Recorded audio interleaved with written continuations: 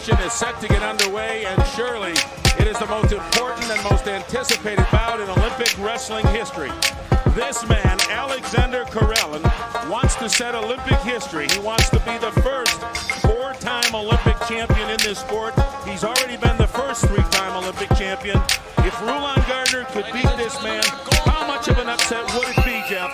If Gardner the American were to win this match, it would be akin to the 1980 U.S. hockey team's win over the Soviets. It would be that unexpected, Russ. If the hockey team's victory over the Soviets was called the miracle on the ice, then Gardner's victory would be called the miracle on the mat. Well, time is running down. There's only 2 seconds to go. That's it! Oh, my! Do you believe in miracles again?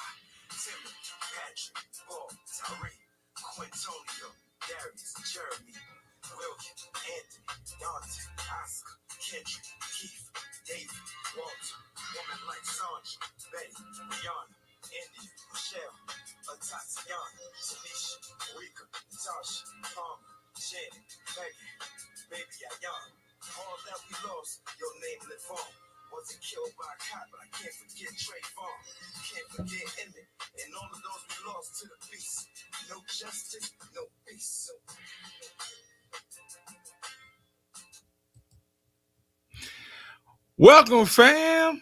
We're back up in the Fighter Share Nation on the Fighter Share Report. Give me a second to stop that. All right.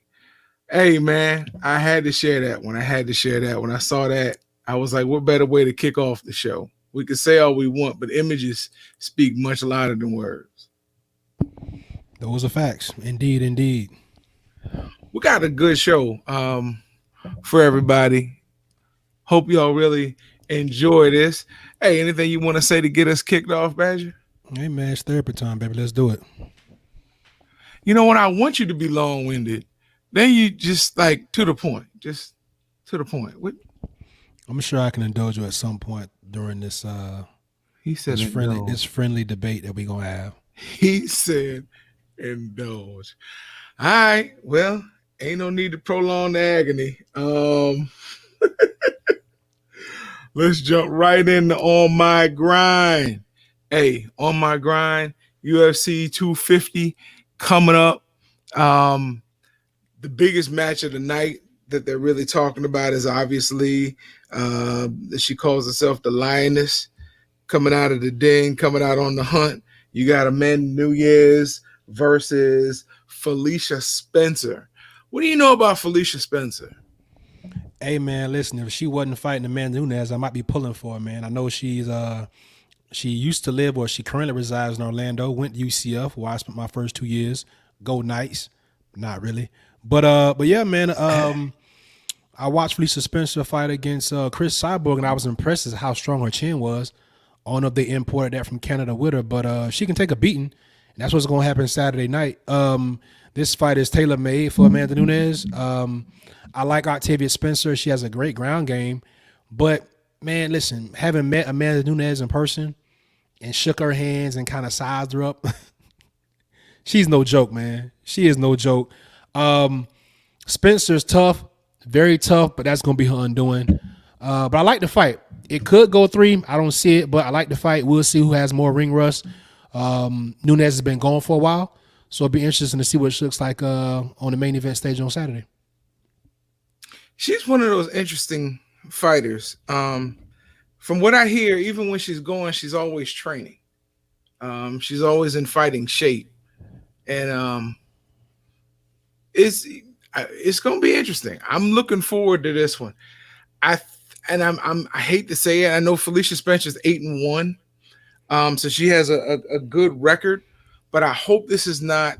We're getting to the point where we have like a Ronda Rousey all over again, where we just have to have her fighting. So we throw people in and build them up, like Betch Correia, who was like 3-2 or 3-1 when she fought Rousey, and then you saw why she was 3-2 or 3-1. I'm really hoping we have a good fight. I'm really hoping we have a good fight. I mean, she's tough, but she's in it with one of the greatest, man. Like I said, I met Amanda Nunes. I sized her up. She's a big girl. What are you sizing up for? You trying to fight her, bro?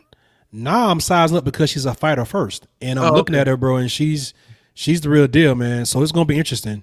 I'm looking forward to a few other fights on this card, though, man. Herbert Burns, I'm sorry, the younger brother to Gilbert Burns, who just whitewashed Tyron Woodley. He's getting it on the earlier prelim cards. I'm looking forward to seeing Herbert again. I like those Burns brothers. They're good people and they hell of athletes and fighters. So I'm looking to see that fight. Neil Magny. Yes. I'm a fan of him, man. I'm talking about pressure and cardio for days. I'm looking forward to seeing him. Aljamain Sterling against Sandhagen. That's going to be a good fight. I didn't know Aljamain Sterling was that short. I like Sandhagen. He's tough. He's just a fighter. I'm looking forward to that fight, man. That's going to be dope. Cody Garbrandt, I was a fan. He done been beat a lot here recently. So it'd be interesting to see what he got in his fight too. But it's all in all, I mean, for what it's worth, for the price of admission, which is, I don't know, not too much, I don't think. Well, he's fighting Aljamain Sterling, so. Who? Cody Garbrandt. No. Aljamain Sterling is fighting Sandhagen. Cody Garbrandt is fighting Asungao. They must since the card that I'm looking at, they must have changed it. Oh, okay. Well, if I'm wrong, then I stand corrected, bro. That's what I looked at earlier. That's the names that I saw. Those are the matchups that I saw. Because you have Neil Magny fighting Anthony Rocco Martin, right? Which is going to be a good one. But yeah, they're showing Cody Garbrandt versus Aljamain Sterling, and that's what really jumped out at me. And Eddie Wineland versus Sean O'Malley, who's undefeated. Sean O'Malley 11-0. Ought to be pretty decent. But yeah, the co-main looks pretty good. Raphael, I can never say this last name. Asuncao. And I stand corrected, bro. That's who's fighting Cody Garbrandt. You got to get your eyes fixed, bro. You too, because you had him fighting somebody else. No, I said Ascensao. I don't know how to pronounce it. I think it's Brazilian, but that's what I was talking about, bro. All right, and then stop. And then you have Corey Sandhagen. Yeah, Sandhagen against Sterling is going to be a good one. Like I said, I like Sandhagen. He's game. He's a fighter. Aljamain Sterling is a stud. So it's going to be interesting to see how that fight plays out. I'm looking forward for a good card, though. I mean, for what it's worth, this is where we at right now. This is the new normal. Nobody's putting their big top dogs in there to lose money when you can probably find them later on in the year and get that gate. So I'm all right with this. This is going to be good. This is going to be real good. Stop. We're actually live now. Y'all look out for this one because we're training her now. Right now, she's a leaf weight. She's not even a featherweight. Leaf weight. But she going to be there. Stop. I'm doing the show. Hey, what do I need you to do? Go in the other room. Go. Kate, you take your shoes. Because it's still raining. Okay. We'll deal with that later, whatever that was. Good, brother. So now we into punch, counter punch. I figured this was going to be a good one. I honestly figured this was going to be a good one. When you start looking at, in my opinion, Ali is the only fight for Claressa Shields. I'm looking at the other contenders, the other women who are out there, and when I say she's the only fight for Claressa Shields, I mean for Claressa to really make any money. She's the only fight for Claressa Shields. I don't see anybody else in the divisions where she holds belts where they're going to be able to sign on the dotted line and people are really going to want to tune in. Maybe now when it's dark and there's not much else going on, but other stuff is starting to open up and happen. So once everything opens back up, if women's boxing really wants a surge, to me, it's Layla Ali jumping in the ring, and it's going to be at least 8 months from whatever they sign. Whenever they sign, that's what Layla said. But for them to get a good payday nowadays, it's gonna take that fight. Even though I know one of them's 43 and the other one is 25, and they've already asked Layla about that, and they said, well, you beat Jackie Frazier, you were 23 and she was 38 or 39. Don't you think the same thing's going to happen? Either way, whether she takes a whooping or not, if women's boxing is going to get eyes on it and they're going to get the money that they deserve, and believe me, they do deserve the money. They work every bit as hard as the men. And they get paid like men who only have 1 or 2 fights under their belt and they have titles. They don't get paid hardly anything. After having spoken to some, and I know you know quite a bit of them, but I do believe in order for women's boxing to really get any notoriety in 2020 or make any money, this fight would need to happen. If you're talking about just lining the pockets of Claressa Shields and Layla Ali, then yeah, I guess it does need to happen. It's not going to solve anything for women's boxing.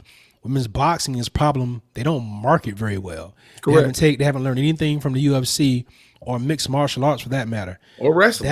That is a temporary Band-Aid. I still don't like the fight. I don't want to see it. But we're just trying to get both of them paid. I guess that makes the most sense.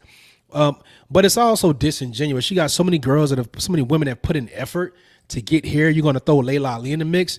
I mean, you got women like not Katie. I don't think it's Katie Taylor. It's another young lady from overseas, from a British fighter. She's pretty damn good. She gave Claressa, I think, issues in amateurs on the Olympics, I think. Then you got, young ladies like, what's our girl name from the West Coast? Raquel Miller. Yeah. You got a few girls, man, that waiting for their turn, man. I don't like throwing Layla Ali in the front of the line like that just because of her name. She's way past her prime. She has nothing to prove. What coming back fighting Claressa Shields is gonna prove what? Listen, what is it really gonna prove? Listen, it's to get people watching. That's just temporary Band-Aid. Let me finish though. She beats Layla Ali. If she beats Layla Ali, which most people believe is a foregone conclusion, except for Layla Ali. I don't know. Something about that seems like she matches up well against Claressa. But either way, at the end of the fight, you have a I just forgot her name that quick. From the West Coast. Raquel Miller? Raquel Miller. Who, you have Raquel Miller get in the ring and call out Claressa Shields. You got to treat it like women's MMA. You got to treat it like men's boxing, you got to have that. You can't keep treating it like a sideshow boxing. You have to treat it like a main event.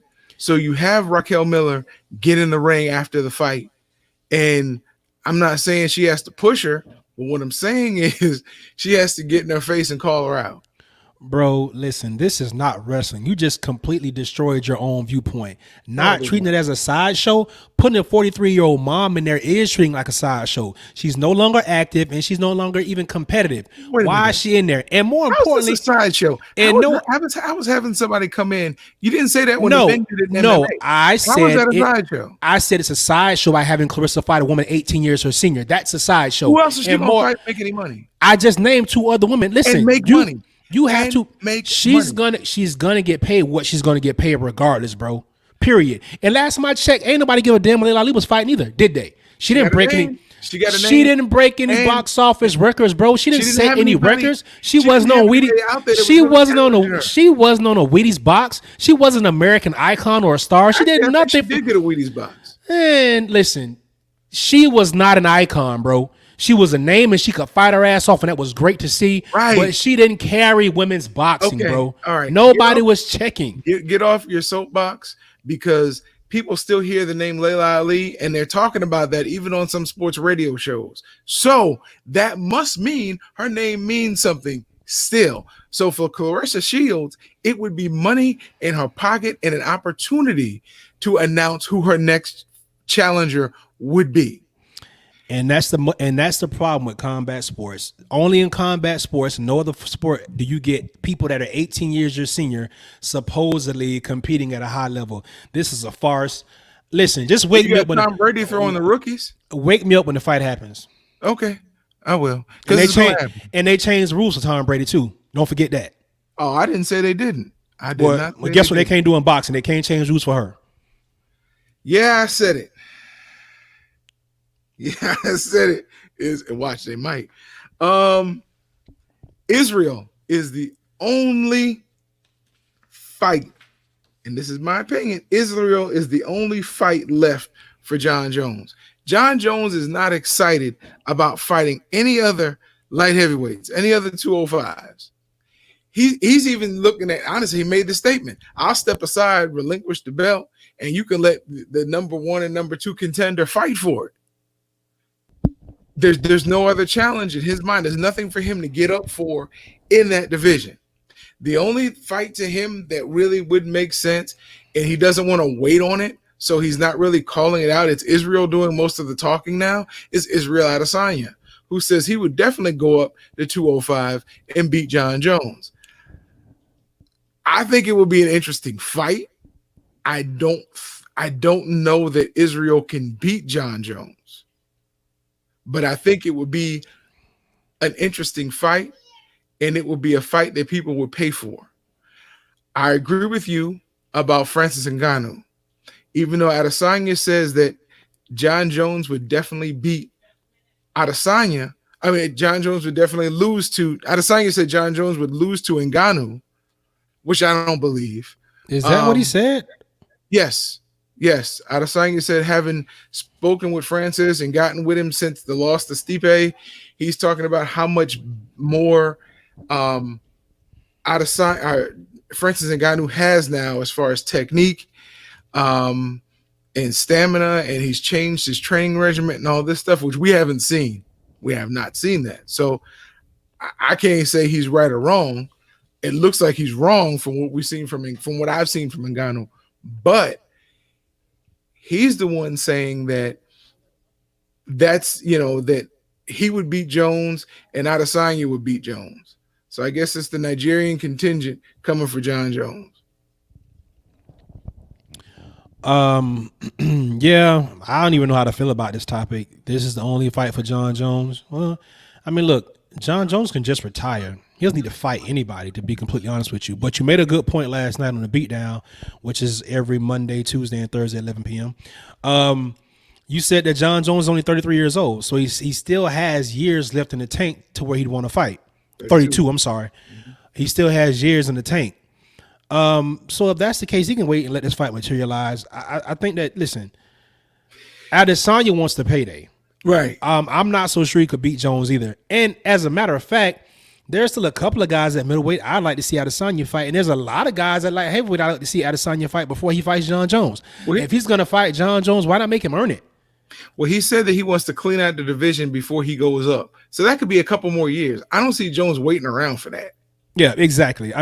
You got guys like Jared Cannonier. You got guys like Paulo Costa that need to fight Israel Adesanya. And then if he gets light heavyweight, he has to work his way up. I ain't saying you got to start at the bottom, but if you put him right at number 5 or 4, he still got guys like Dominic Reyes, Santos. Both of those guys went the distance with John Jones. You still got a guys like Jan Blachowicz out there who has a dangerous right hand. And you got guys like Corey Overtime Anderson that lost to Blachowicz but had already beat Blachowicz prior to losing to him. So I mean, there's a lot of guys that I would like to see Israel fight before he gets to John Jones. But if he's trying to clean out a division, I don't expect John Jones to be there. I completely agree with you on that take. I don't think this fight happens either. I think it's much ado about nothing. Stipe Miocic is the only fight for John Jones. And if the way that's looking, that may not happen either because Stipe's out doing his civil service. So maybe he walks away, man. I don't know. I'm glad you brought that up because it seems to be a little buzz going on now among the fighters, questioning Uncle Dana about you'd make us fight, or you would at least have an interim.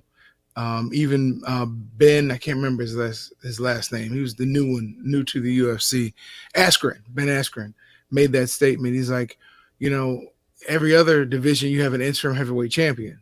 If the other one cannot fight, this one will not fight, but you won't put an interim heavyweight champion in. So the heavyweight division is pretty much dead until he decides if and when he wants to come back, which it's amazing that one fighter can hold the division hostage.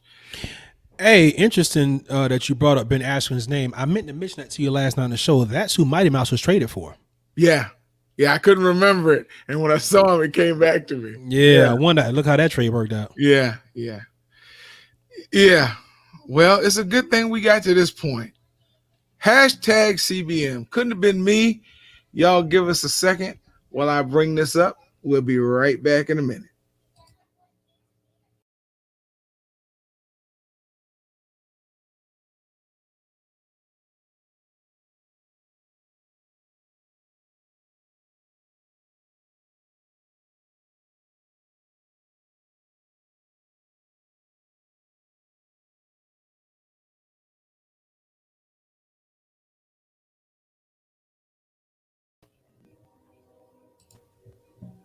Brother, you're going to like this one. I think you're going to like it because it truly couldn't have been you. As much as I know you, it could not have been you. You ready for this? Let's do it.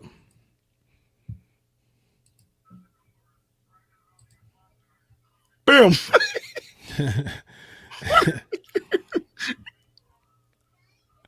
Oh, that's bullshit. That's and they threw it perfectly. It glided right into him. Man, listen. Why this could not have been me?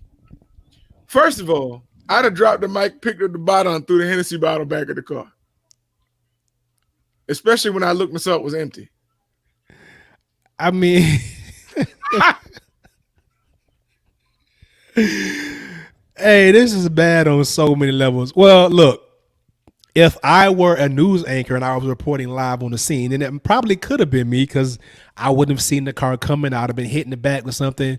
I would have had to try to react much to like this gentleman did and then look and realize what it was. But by that time, the car is long gone and sped away, right? The funnier part about this is, look, why am I laughing so hard? Because I just don't want to think that Hennessy bottle was thrown by some of us, man. I want to think that Antifa, I want to think somebody is trolling us right here, right? Yeah. I want to think it's like some COINTELPRO type stuff where they just had the FBI was riding around the car and decided they'd throw out this Hennessy bottle because, that's what we drink. So I can't really, I don't want to feed into that, man. That's terrible. There are two things that let you know it wasn't thrown by a black person. It was empty. Well, if it was a corner in there, we know it wasn't us. But look how they threw it. They lobbed it. Well, yeah. Well, they were lobbing it probably just to make sure they made contact because, of course, if it doesn't hit him, it's going to bust on the ground. Right. That was a pretty good toss, though. I ain't gonna lie. I mean, you had to take in the fact of the trajectory, the speed of the car, the angle, hoping he would still be standing, stationary. That was pretty good, man. They may have a future in pitching or baseball or something. That was pretty good. I was impressed with that when I saw it. I really was. I am not mad at that, bro. I can't even talk bad about that. That was hilarious. That was a good pick. That actually made my day. That was pretty good. I'm glad I did something right today, bro. I appreciate that.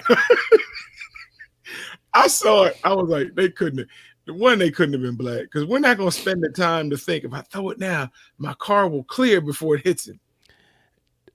You would have seen our arm coming out the window. Honestly. I'm going to leave that right there, bro. I'm not going to pick that back up. I'm going to leave that right there. All right. Well, you know what time it is. BIM time for the wrap up. And I know I got to leave enough time for my brother to do his thing. So I'm going to hit this real quick. Look, real simple. I want to give a shout out to all those who died in the struggle and all those who were still living in the struggle.